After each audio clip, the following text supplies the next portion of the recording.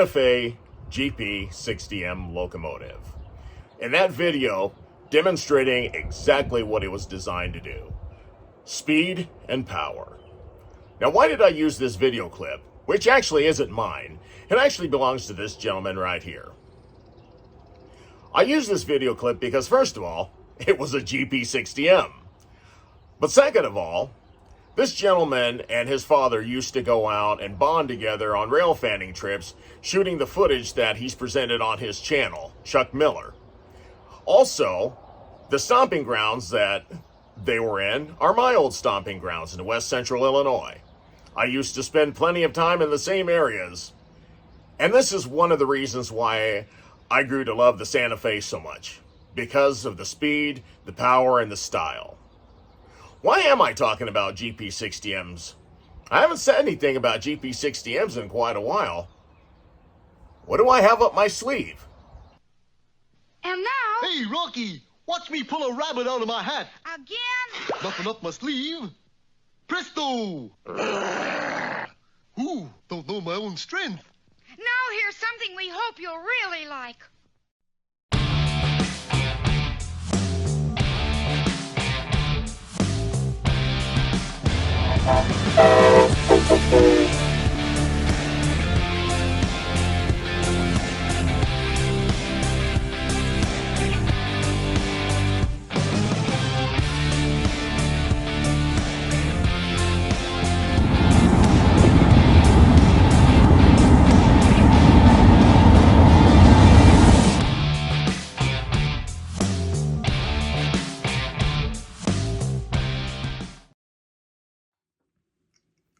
Hello everyone, and welcome to yet another video podcast here on the War Bonds channel.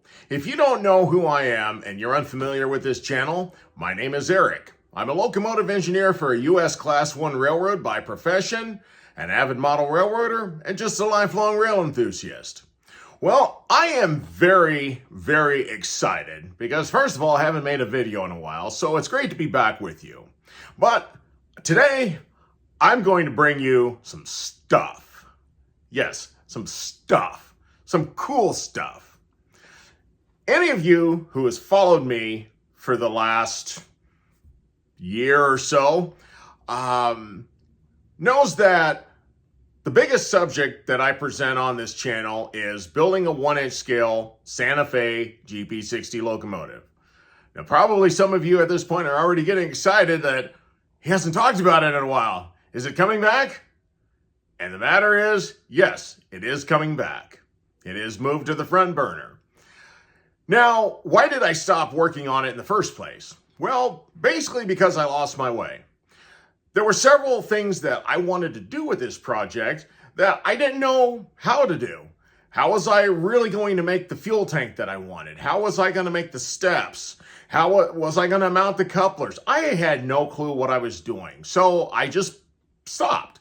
And even the last video that I did, really, and even in my honest opinion, was kind of boring and mundane because, yes, there are boring and mundane things that you have to do when you're working on a model, but it's just like, I don't feel like I'm really putting out the content that I need to put out if I really don't know what the next step is going to be. So, back in September of 2023, a friend of mine named Charles, who lives down in Texas, had actually come up to my neck of the woods to visit some family, and he came out to my place, and we took a look at the GP60M, and we started brainstorming a bunch of different ideas. Well, we came up with so many different ideas that I lightheartedly said, Charles, I need to come down to your place, and we can just work on this thing side by side. Well, that lighthearted comment ended up becoming a reality, and we planned me coming down there 3 different times. The first 2 times got canceled for various reasons, but the third time was the charm, and I went down there. So I just came back from Texas, and it was a pretty good time. We didn't get as much done as we wanted to get done because, unfortunately, things happen where you plan on working on something, and then something else comes up, or you just... the way you plan things just didn't come to fruition. So there was a lot that we didn't get done down there, but I did come back with a lot of great ideas. and he had a lot of parts fabricated. So we're going to be talking about that later on. I'll take you out and show you the locomotive, and we'll certainly talk about it. So here we go. We're going to take a walk around the build of a Santa Fe 1-inch scale GP60M locomotive.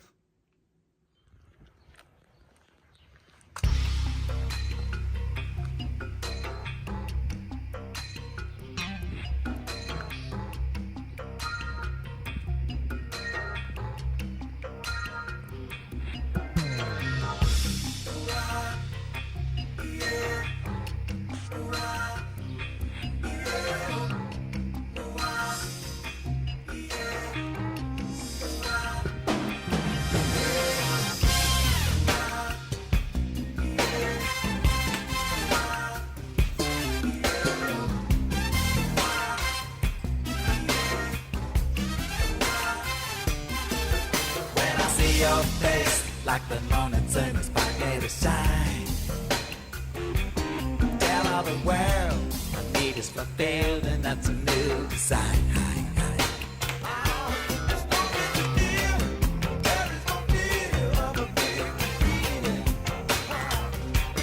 When I'm away, blowing so straight, my mind disagree.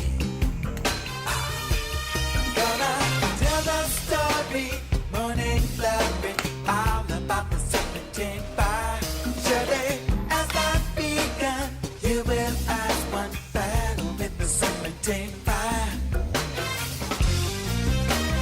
Oh yeah, oh yeah. All about the 17 fire. Oh yeah, oh yeah.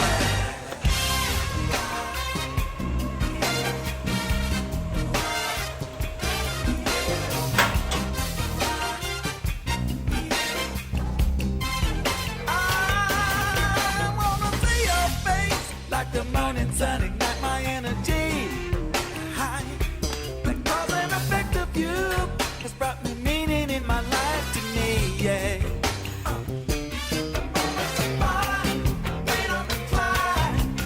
My best time.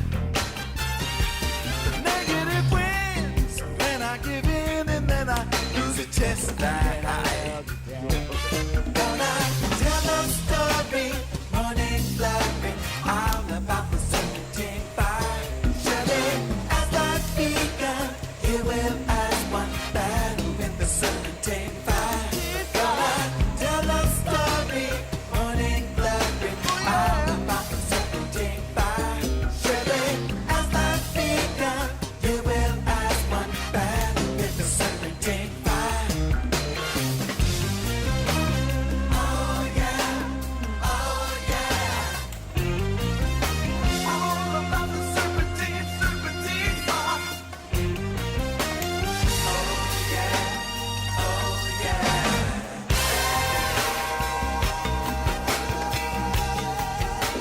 I have to say that I'm very, very excited about looking at this locomotive right now. Yesterday, I had a good friend of mine named Nathan who did a lot of welding for me. Now, as I mentioned before, my very good friend Charles down in Texas had a lot of parts fabricated for this locomotive. So, unfortunately, we didn't get as much done as we wanted to, because one of his slogans is that every solution has its own set of problems.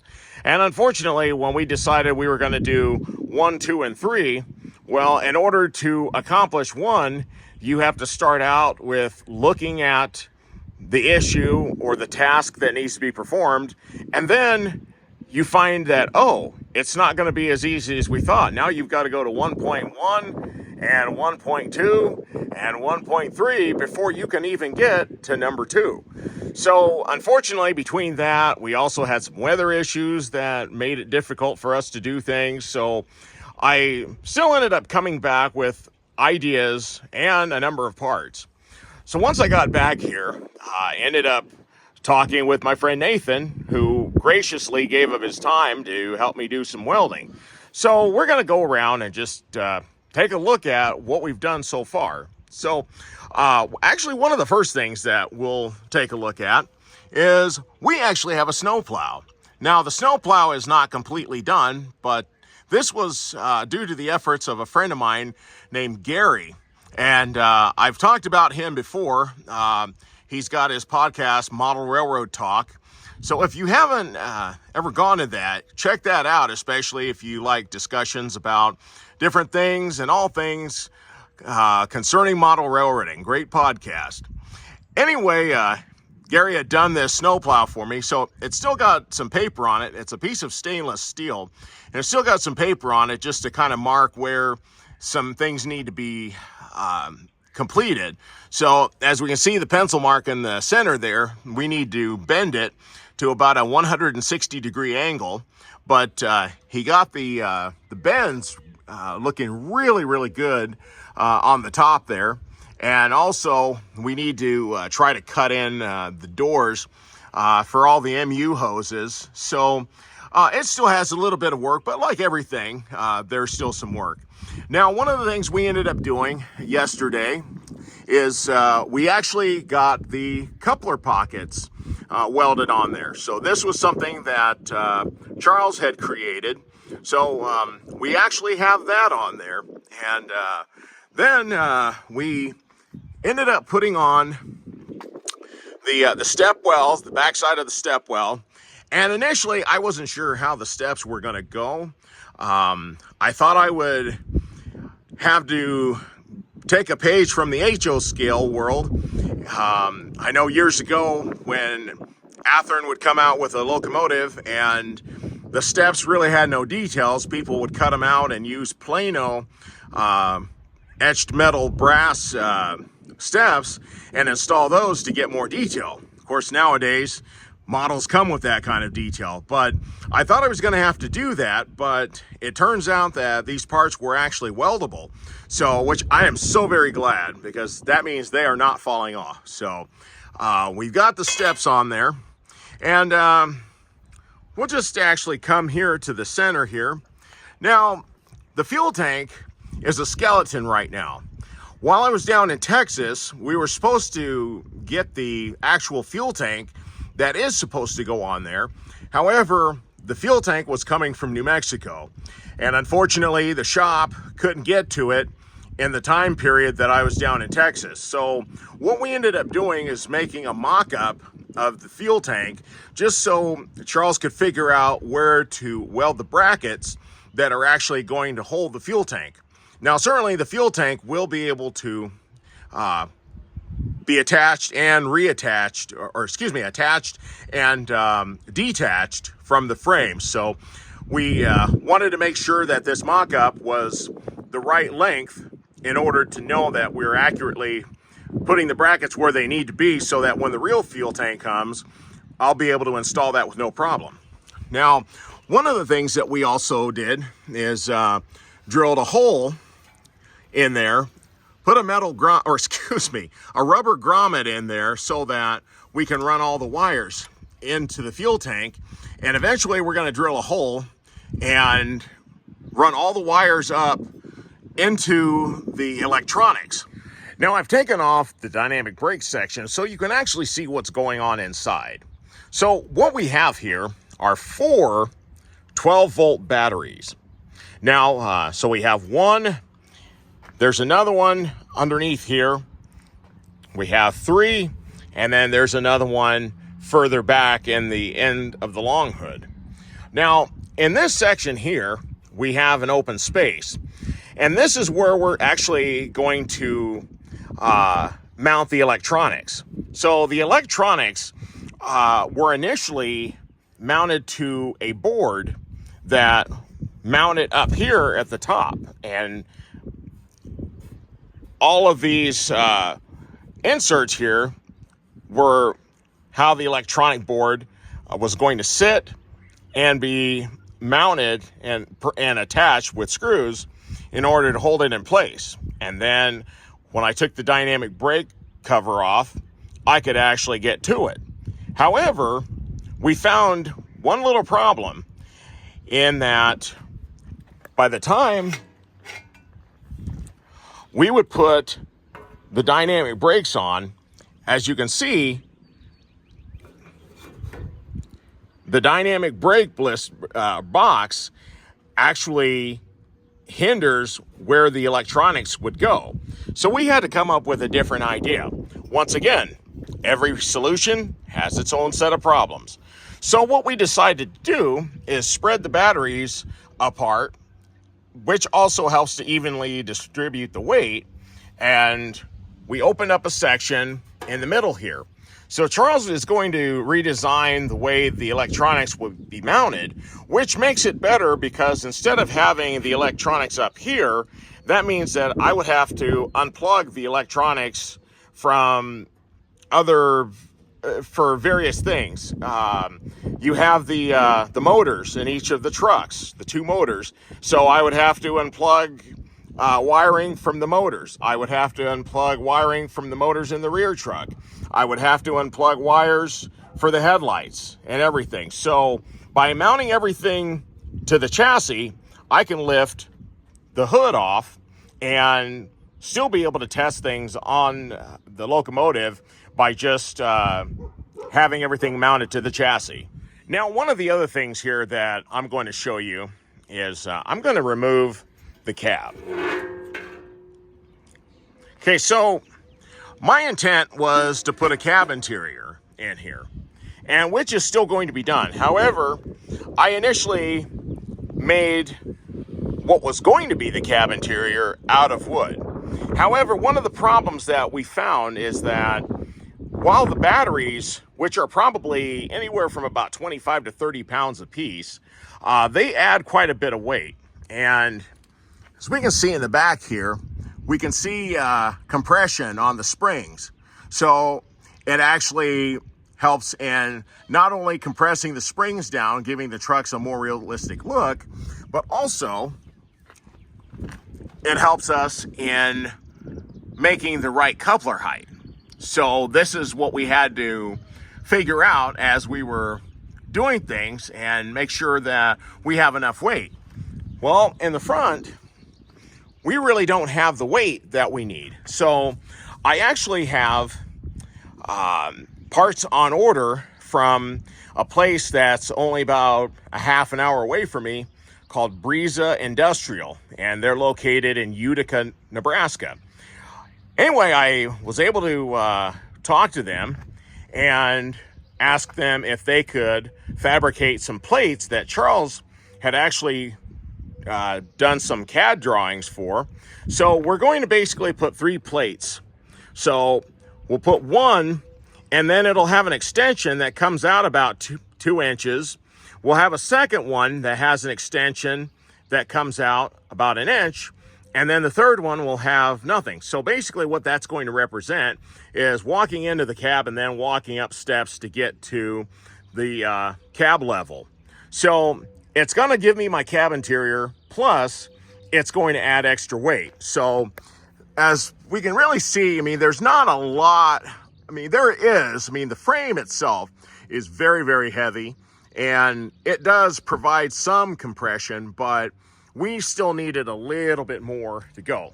Now, the nice thing about the coupler boxes is that they were designed so that there is play. So if I have to shim things up or take this shim at the bottom out, at least we have a little ways, to be able to adjust the coupler height. So that's one great thing about this design. Okay, now here I've taken off the long hood so you can see the batteries and how they're mounted. Well, they're not mounted, but at least how they're sitting. So they're going to sit loosely. So these locomotives normally run on 24 volts, but I have 4 batteries at 12 volts apiece. So are we going to use all 48 volts? No, because that's going to be overkill. And eventually it's not going to do good things running that much power to the electronics. However, what we will do is we will have 2 batteries at a time that are actually operating the locomotive, providing power to operate the locomotive.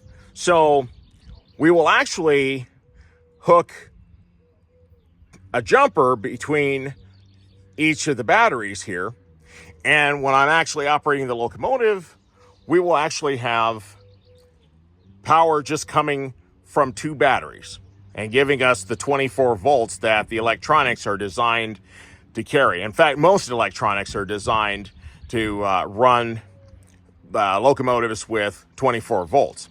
Now, let's say that I drain these batteries. Well, now we'll just go to the second set of batteries and we'll engage those and we continue to run. Now, one of the things that a lot of people could say that it's overkill, and for a club like the Chippewa Northwestern that I belong to, I could pretty much use a set of batteries for the whole operating session or the time that we're going to be out there, especially if it's a public run day and we're hauling people around. So you figure that all that voltage is helping in not only to operate the locomotive, but it's also helping in the cars that we're pulling. And if I'm actually pulling ride-on cars with people, that's why the engine has to be heavy enough in order to accommodate that. But then also the 24 volts is going to be powerful enough to be able to continue to pull. So in that case, I can get away with a set of 2 batteries. Now, there is one of the places that I would love to go to is a place called St. Croix, Wisconsin. I'd like to go up there because they have a very large railroad up there, and people have told me that you pretty much need all the power that you can get because the railroad is so long that if you go one way and you run out of juice, well, at least you'd have another set of batteries to get you back. So that's one of the reasons I want to be prepared, but also the batteries add extra weight. So that's one of the things that's going to be important. Right now, this locomotive probably weighs in about 300 pounds. It's actually quite scary, to be honest. But I'm actually trying to figure out a way to be able to transfer this locomotive from the stand here to my vehicle. So there's not that much of a height difference, but yet there is enough that it's going to be hard to lift it up. So I have to figure out a way to roll it, whether I get a lift table or scissor lifts are pretty expensive, but maybe a table or something that I can roll it onto and be able to raise it and lower it so that I can get it into the vehicle.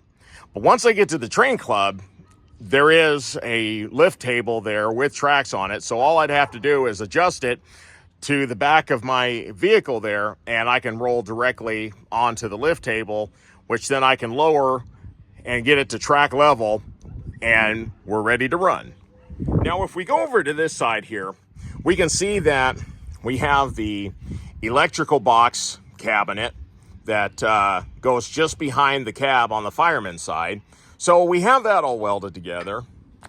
And you can also see that we have the traction motor blower housing, which has been nicely welded together. Now, granted, I have a little bit of sanding and stuff to do on that, like everything, but otherwise, it's welded together. It's a beautiful piece, so I certainly have no complaints about it whatsoever. Okay, so we're going to talk about the dynamic brake section, and I'm actually going to rebuild it while I'm on camera. As in piece it together just to kind of show you how everything is to go together here. So one of the things that you remember if you have watched all the videos is that I actually took a cutting wheel and actually notched out this section here so that I could actually make the dynamic brake boxes actual full squares, so that when you actually look in from the outside into the dynamic brakes, it's actually squared. It's an actual box like the real ones. So I notched them out, but then the problem that I also ran into is the fact that the piece itself wouldn't stay on. It was always falling off because it really had nothing to grab onto. So one of the really cool things that Charles did, he came up with the idea of, let's put a couple tabs inside here on the back, and we put a couple tabs on the front side. We also put some tabs on the inside on all four sides here, so that I can actually, let me put the fan down here, so I can actually put this piece on, it fits, and it's not going anywhere, and we actually got the right height between the piece and the rest of the long hood. Now, honestly, there's a little gap in there. I can probably figure out a way to cover that gap, but you know, if not, one of the things that I have learned with this project is that there are things that are going to be imperfect, no matter what you try to do. And especially when you're trying to build something like this from scratch, there's going to be a number of things that don't exactly work out right, but by the time the whole project is done, those are things that you don't even notice. So one of the things that Charles reminded me of, hey, this is your first build, you'll know more when you do the second one. Even though at this point right now, I'm just looking at trying to get this one completed, but I'm sure once I'm done, it'll be like, hey, I want another one. I'm ready to build another one. So we'll see how that goes. But anyway, one of the things that I can use the tabs for that we had for the electronics is I can actually use those as a bit of a platform to set the dynamic brake boxes on.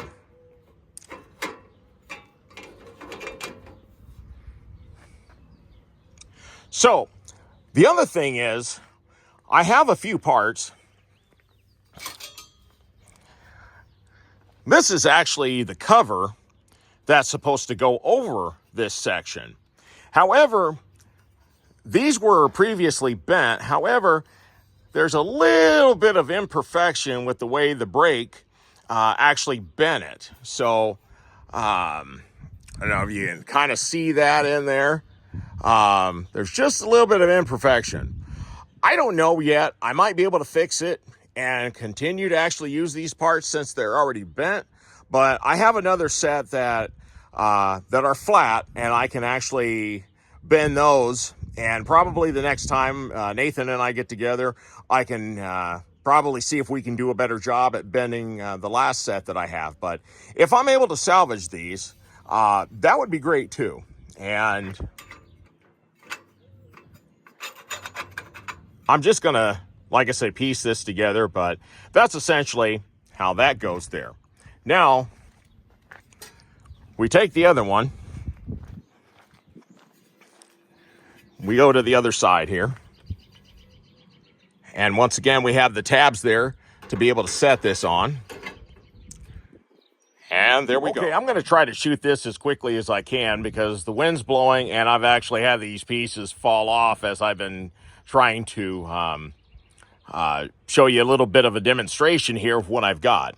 However, that actually makes my point as far as why I ended up redoing these parts in steel. Because if you remember in one of my earlier podcasts, I actually used brass and I put it together with JB Weld.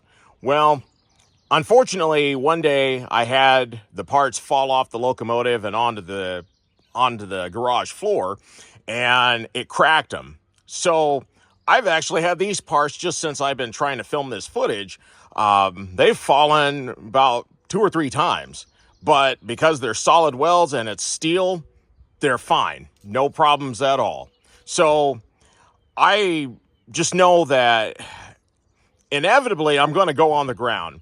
I just hope that nothing happens where this locomotive actually rolls over and takes a lot of damage. But if that is the case, at least the parts are strong enough that I'm not going to have a problem with them being damaged, and especially after I paint it and things go wrong. Of course, even if it rolls over, the paint can still get scratched, but at least I'm not going to have structural damage. So that's basically what we've got to look at. So I feel like I've actually done this the right way. I've had a second chance. With things breaking the first time, that's the good lesson that, okay, this isn't going to work. We've got to do a different method here. We've also got the exhaust stack here. And so I've had those pieces made also by Brisa Industrial.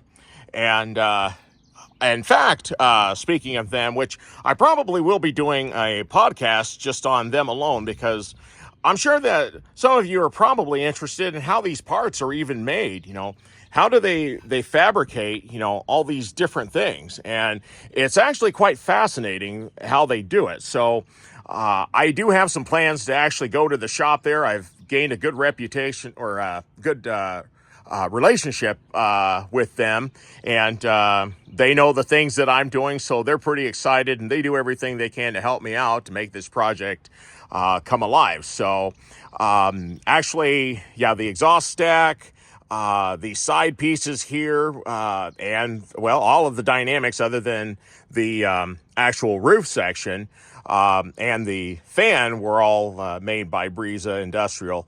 So we will definitely go and take a visit and find out exactly how things are done. So that's basically what I have here for now. So I hope you've enjoyed this. And as I said, this is just, you know, where we're at right now.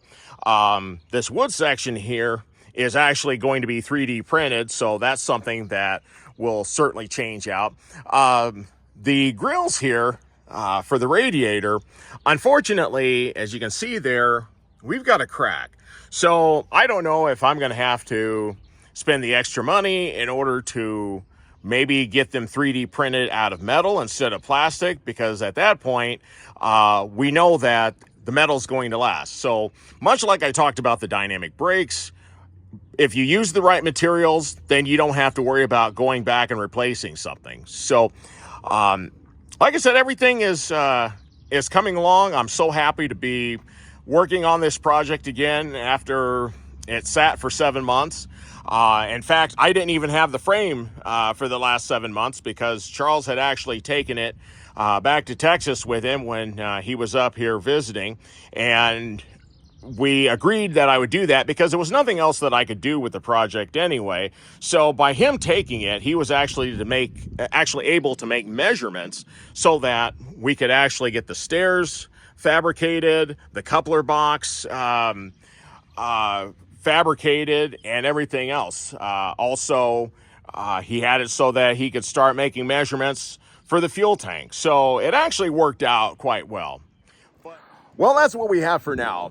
I really appreciate you stopping in to watch and see the updates on my GP60M project.